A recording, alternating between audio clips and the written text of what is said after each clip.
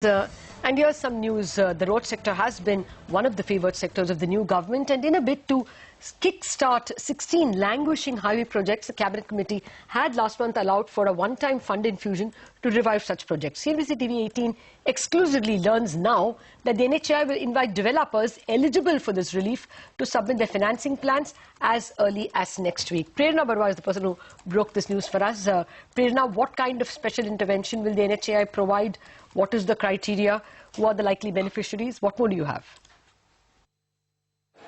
Well, that's right. As we understand, NHAI will be inviting eligible developers to submit a financing plan for availing the one-time fund infusion for stranded BOT projects as early as next week. Now, as we understand that the criteria for this one-time fund infusion by NHAI will be for only those BOT projects which have been completed.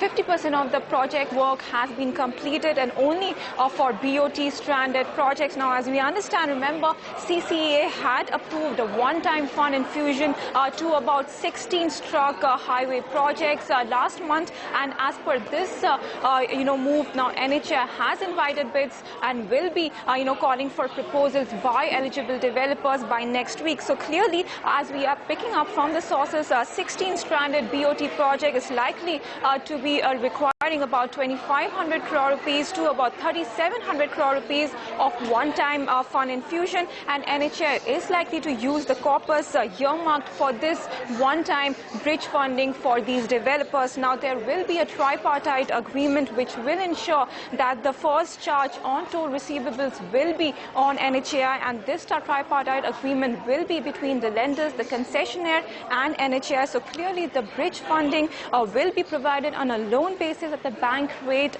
plus additional 2%. So clearly, this move and this bridge funding for these 16 stranded BOT projects will definitely help kickstart these existing infrastructure. Back to you.